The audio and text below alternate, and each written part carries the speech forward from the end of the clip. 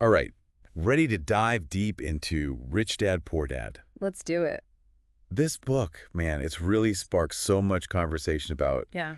money and wealth.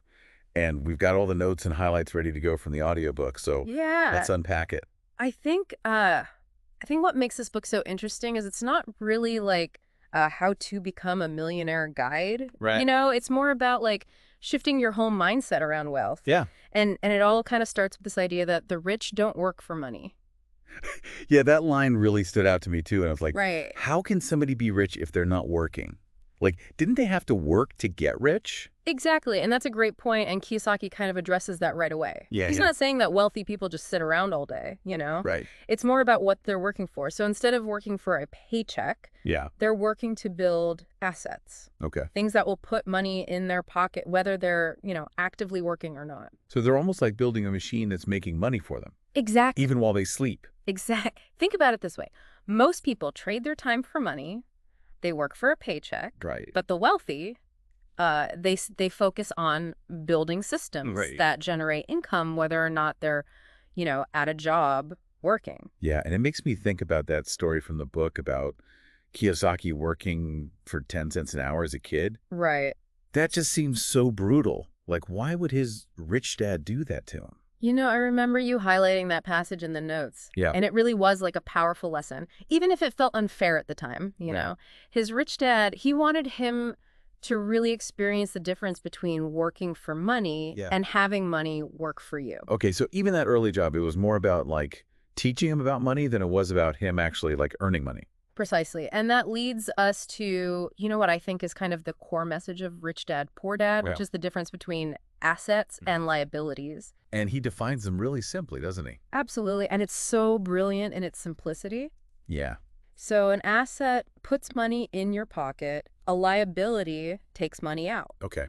Think about it, like in your own life for a second. Okay. What are some things that you own that put money in your pocket?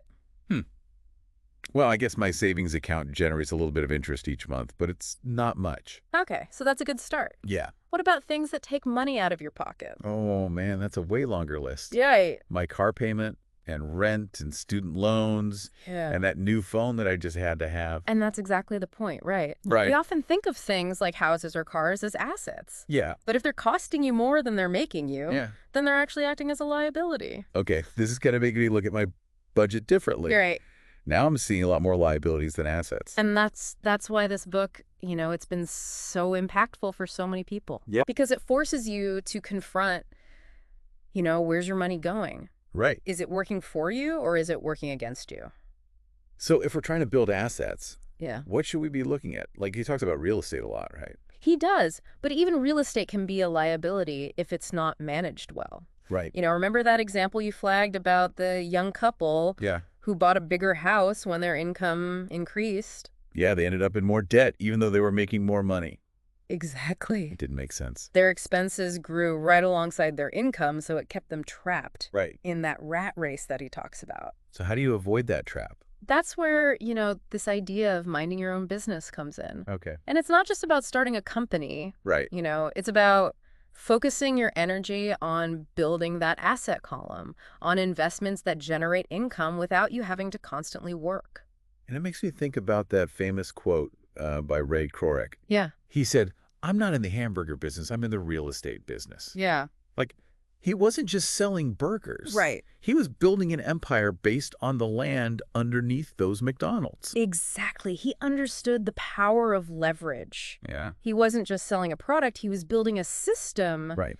that was going to generate wealth over the long term, Yeah. even if he wasn't, the one flipping burgers. Yeah, that's a great example. Yeah. So we're starting to kind of see that difference, between working for money and having money work for you. Uh-huh. But how do we actually start building that asset column? More. Kiyosaki, he lays out like 10 steps Yeah. to kind of get you on the path to financial freedom. And some of them kind of surprise me, I got to say. They're definitely thought-provoking, that's for sure. And Yeah. they challenge a lot of conventional wisdom Yeah. about money. Yeah. So the first step, he talks about finding your why. Okay. He calls it finding a reason greater than reality. What does that even mean? It sounds kind of abstract, right? Yeah. But it's about really like digging deep and finding that powerful motivator. Okay. The thing that pushes you beyond just wanting like a new car or a bigger house. Right. What is that driving force Yeah. behind your desire for financial freedom? So it's like finding your fuel, Exactly. the thing that keeps you going when things get tough. Yeah, because let's face it, Yeah. the road to financial freedom, It's not always easy. it's not always easy. There's going to be setbacks and moments of doubt and times when you want to just throw in the towel. Right. But having that strong why, Yeah. can help you push through those challenges. Okay. So we've got our motivation. What's next? So step 2 is all about making conscious choices, like every single day. Okay. Kiyosaki, he says, choose daily. So it's not just like the big investing decisions. Right. It's about the little things too. Absolutely. It's about those seemingly small choices Okay. that add up over time. Yep. So do you grab that like expensive coffee every morning, or do you like brew your own Right. Yeah. and invest the difference? Do you spend your free time like watching TV, or are you learning about investing or building a side hustle? Yeah. Those choices start to feel more significant when you think of them that way. Right. It's almost like every time you spend money, you're kind of casting a vote Exactly. for your financial future. That's a great way to put it. And then the next step kind of builds on this idea Okay. of making conscious choices. Kiyosaki, he says, choose friends carefully. Ooh, that one sounds a little tricky. Right. Is he saying like dish your friends if they're not wealthy? No, not at all. It's Yeah. more about being intentional about the company that you keep. Okay. Are you surrounding yourself with people who inspire you, Yeah. who are already successful in areas that you want to learn about, Right. people who challenge you to grow and to think differently about money? So it's not about dropping friends. It's about adding new ones that can kind of help you on this journey. That's exactly it, Okay. Kiyosaki believes that surrounding yourself with the right people can be so incredibly valuable, Yeah. especially when it comes to building wealth. That makes me think about like the power of mentorship. Yeah, You need people that can guide you absolutely. and share their wisdom. Remember, he learned so much Yeah. from his rich dad. Right. Somebody who had a totally different perspective on money Totally. than his own biological father. Okay. So step 4 kind of builds on that, I guess. Yeah. Learning from other people. He says, master a formula and then learn a new one. I love that one. Yeah. It's all about finding a proven system for making money, Okay. mastering it, and then never stopping learning. Right. Think of it like learning to bake. Okay. You start with like a basic recipe, you get good at it, and then you start experimenting with new flavors and techniques. They'll like find a formula that works. Yeah. Whether that's real estate investing or starting an online business, whatever speaks to you. Right. Become an expert at that and then keep expanding your knowledge. That's the idea. It's about constantly growing your financial toolbox. Right. And adapting to the ever-changing world of money. Now, step 5 is something we've touched on. Yeah.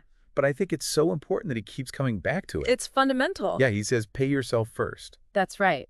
This is like the foundation of building wealth. Okay. It's about shifting your mindset from scarcity to abundance. Yeah. Instead of paying all your bills and then hoping there's something left over, Right. you prioritize your own financial well-being first. It's a big mindset shift It is. for a lot of people. It can be, but it's so powerful. Yeah. Think about it this way.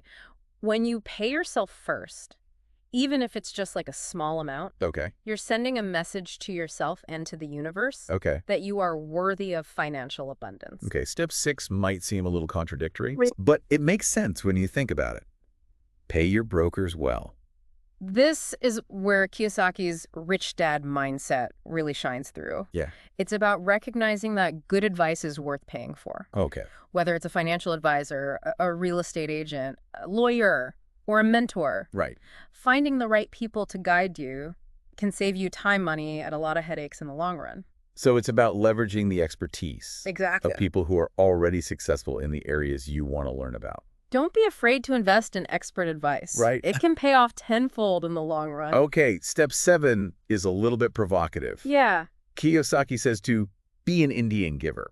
Okay. Now, before anybody gets offended, I know he's using this metaphorically, but Right. what's he really getting at here? He's talking about the art of the deal. Okay. It's about finding creative ways to structure transactions so that everybody wins. It's not about taking advantage of people. Yeah. It's about finding those win-win situations where you can maximize your returns while also providing value to the other party. He gives that example of like buying a property with a seller finance mortgage. That's right. So you get to control the asset and the seller gets their money over time. Exactly. It's about thinking outside the box Yeah. and finding those win-win solutions. Okay. Okay, now step 8 is where things start to get fun. All right. He says, use assets to buy luxuries. Now that's a step I can get behind. Right. Yeah. But it's not about racking up credit card debt Right. to buy a fancy car. Yeah. It's about using the income generated from your assets Okay. to fund those luxuries. So it's like rewarding yourself Exactly. for your financial success. Exactly. You've earned it. Enjoy it. Yeah. But do it in a way that supports your long-term Right. financial well-being. It's about building true wealth, That's right. not just the appearance of it. Exactly. Okay, on to step 9. Okay. Choose heroes. This one seems a little less about money and more about like personal development.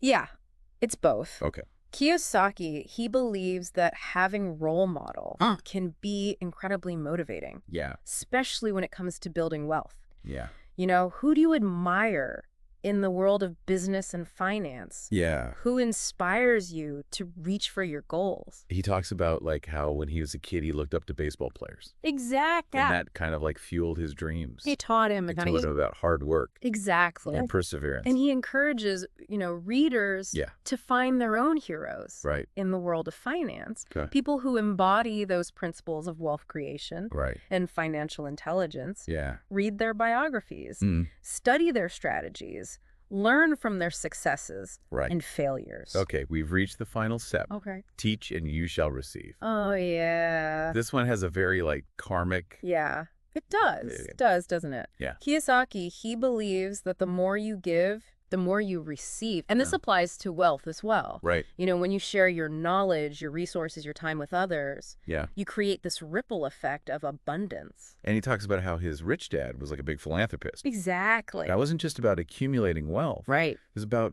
giving back. It was about making a positive impact on the world. Yeah. And that's a beautiful thing. Yeah. When you focus on giving back, Uh-huh. you not only enrich the lives of others, but you also open yourself up Okay. to receiving even more abundance in your own life.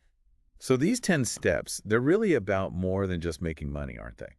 They're about changing your mindset, Yeah. building your financial intelligence, Yeah. and creating a life of purpose and abundance. Really? They're about taking control of your financial destiny and shaping the future that you desire. So we've got our 10 steps. We're motivated. We're surrounding ourselves with the right people. Yeah. We're learning. We're growing. Yeah. But what about all those like roadblocks Right. that we're going to hit along the way? Those obstacles. Yeah, that's where part 3 comes in. That's where the rubber meets the road. Yeah. So stay tuned. We're going to find out how to overcome those obstacles and turn these steps Yeah. into action. Okay, we're back and ready to wrap up our deep dive into Rich Dad, Poor Dad. Yeah. It's been quite a journey. We've talked about assets versus liabilities, Uh-huh.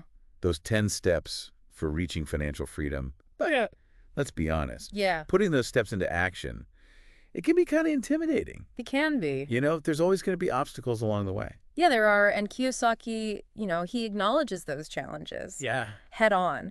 He talks about 5 main obstacles that can really sabotage our efforts to build wealth, Okay. even if we understand the principles. The first one, I think, is something that everybody struggles with. Oh, yeah. It's fear. Fear. Yeah. Fear of failure, fear of losing money, fear of making the wrong move.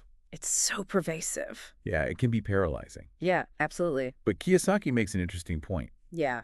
He says, it's not about the absence of fear. Right. It's about how you manage it. How you deal with it. So it's not about being fearless. Right. It's more about learning to dance with that fear. I like that analogy. Yes. It's about recognizing that fear is a natural part of the process, Yeah.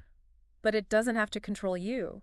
Makes me think about that story about the Alamo in the book. A powerful reminder. Yeah, it's like even when the odds are stacked against you, Uh-huh. courage and determination, Right. those things can make all the difference. Absolutely. It's about having that play big mentality like he talks about. That's right. Okay, so we've got to kind of tame that fear monster. Yeah. What's the next obstacle? Cynicism. Okay. That voice of doubt that whispers in your ear, you can't do this. Right. It's too good to be true. Yeah, and Kiyosaki argues that cynicism, it blinds you It does. to possibility. Keeps you stuck in Yeah. that scarcity mindset. And he gives the example of people who are like, I don't want to fix toilets Right? when they talk about real estate investing. It's a classic example Yeah. of focusing on the wrong thing. Right. It's not about doing the dirty work yourself. Yeah. It's about seeing the bigger picture. Right. It's about understanding the power of leverage and building systems and creating Yeah. passive income streams. It's about shifting your focus away from like the immediate discomfort to Yeah. the long-term potential. Exactly. Okay, so cynicism, that's a big one. Okay. What's next? Laziness. Okay, now nobody wants to admit to being lazy, Right. but we all have those moments, you know, Of course, we're human. where we lack motivation. Right. But Kiyosaki really stresses that building wealth, it takes consistent effort. Yeah, it does. It's about being proactive, developing those good financial habits, Mm-hmm. continuously looking for ways to improve your financial intelligence. That's right. It's about showing up for yourself, Okay. even when it's not easy. Even when it's not glamorous. Yeah, or glamorous. Exactly. It's about making those daily choices that move you Right. closer to your goals.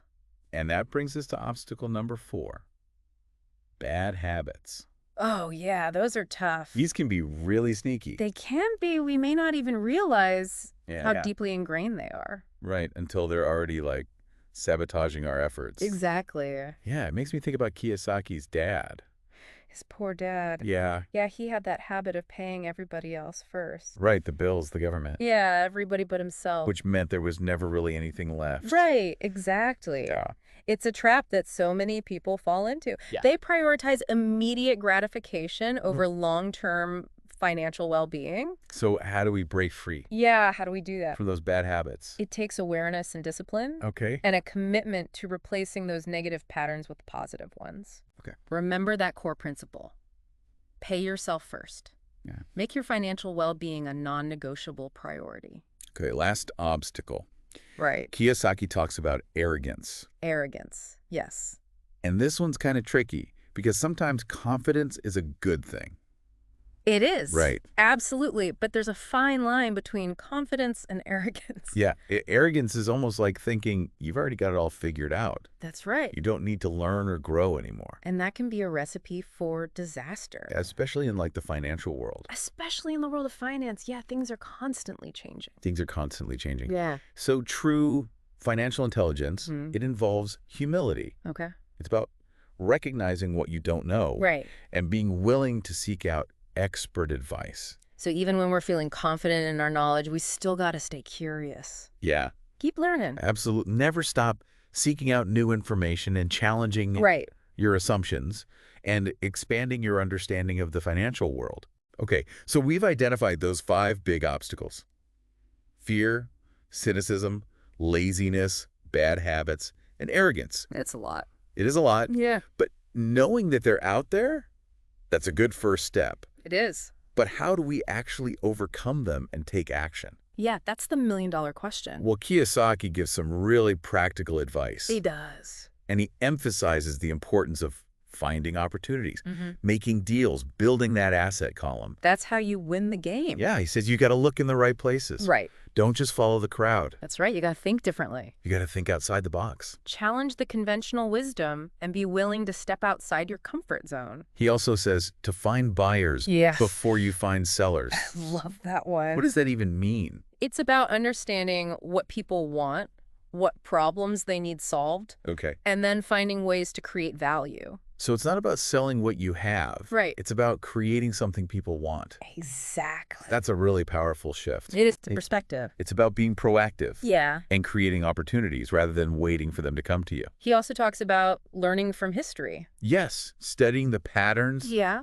of successful businesses and investors, Okay. understanding what's worked in the past, and adapting those principles. It's like that saying, don't reinvent the wheel. Exactly. Right. Learn from those who've paved the way. And I think one of the most important things Kiyosaki says is just act now.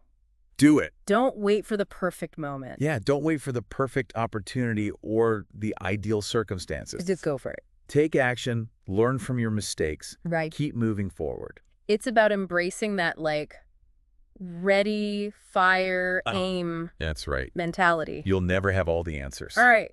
but you can learn and adjust along the way. The key is to just get started. The key is to start. So, Rich Dad, Poor Dad, hmm it's not just a financial guide. It's a blueprint. It's like a blueprint for personal transformation. It challenges us to really rethink our relationship with money, Uh-huh. overcome those limiting beliefs, and really take control Yeah. of our financial destiny. It's empowering. And remember, it's a journey, not a destination. That's right. There are going to be ups and downs, successes and setbacks. It's part of the process. Yeah. But just keep learning, keep growing, Keep going. and never give up on your dreams That's the key. of financial freedom. Never give up. That's it for our deep dive into Rich Dad, Poor Dad. Hope you enjoyed it. Hope you found it valuable, thought-provoking. Yeah. Remember, financial intelligence, that's a skill It is. you could develop. So start small, stay curious, Uh-huh. and never stop learning. And hey, maybe one day Yeah.